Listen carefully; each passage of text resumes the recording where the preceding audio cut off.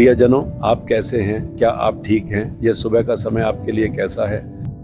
क्या आप कह रहे हैं कि हर एक दिन को पार करना एक संघर्ष है? क्या आप जीवन से थक चुके हैं? ऐसा मत सोचिए। जीवन में समस्याएं आएंगी तभी वह दिलचस्प बनेगा। अगर जीवन में कोई समस्या या संघर्ष न हो तो वह दिलचस्प नहीं रहेगा। अगर कोई समस्या या संघर्ष न हो तो क्या हम यीशु के चमत्कारों का स्वाद चख पाएंगे? सिर्फ जब समस्या आती है तभी हम कह सकते हैं कि यीशु ने मेरे लिए चमत्कार किया और मैं इन सब से पार पा सका। क्या आप यहाँ एक पुरानी इमारत को देख रहे हैं जो सुनसान हालत में खड़ी है? मैंने आपको उस जगह के बारे में बताया था जिसे धनुषकोडी कहते हैं, जहाँ एक चक्रवात आया था और सब कुछ नष्ट कर दिया था। इस इलाके में एक बड़ा शहर था। ये इमारत 40 साल पहले एक पोस्ट ऑफिस थी। ये वही पोस्ट ऑफिस था जिसका उस शहर के लोग इस्तेमाल करते थे।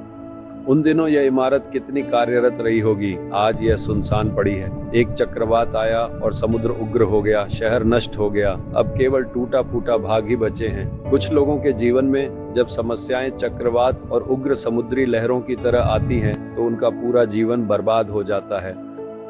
लेकिन यदि प्रभु यीशु आपके साथ हैं तो वे आपके लिए एक गढ़ और सुरक्षा बनेंगे। चक्रवात चले जाएगा और आप सुरक्षित रहेंगे। खतरा चले जाएगा और आप सुरक्षित रहेंगे। आप यीशु में बने रहते हैं, है ना? आप उनका हाथ पकड़कर चलते हैं, है ना? सारी प्रकृति उनके नियंत्रण में है क्योंकि वही उनके सृष्टिकर्ता है। यहाँ तक कि समुद्र से भी अगर वे कहें कि तुम यहीं तक आ सकते हो, इससे आगे नहीं, तो वह रुक जाएगा। अगर वे लहरों से कहें शांत रह, थम जा, तो वे शांत हो जाएंगी। अगर वे हवा को आदेश दें शांत रह, थम जा, तो वह भी शांत हो जाएगी, क्योंकि वही हैं जिन्होंने सारी चीजों की रचना की है और उन्हें अपने हाथों में थामे हुए हैं। हम पवित्र बाइबल में यह ध्यान करते हैं कि उन्हीं के सामर्थ्य द्वारा इस समस्त सृष्टि की रचना हुई है। तो क्या आप आज यह गहराई से जानने के लिए उत्सुक हैं कि प्रभु का आपके जीवन के लिए वह विशेष वचन आखिर क्या है?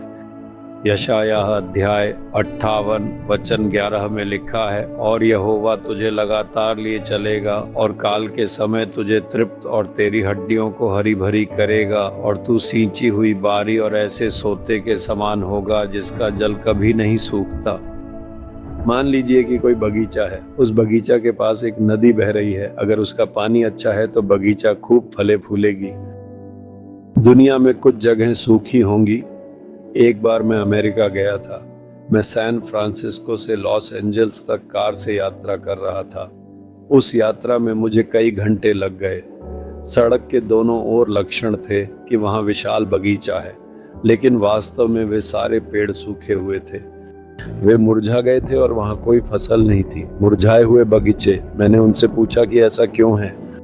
उन्होंने कहा, यहाँ बारिश की कमी के कारण सूखा पड़ा है। क्योंकि पानी नहीं है इसलिए ये जगहें सूख गई हैं।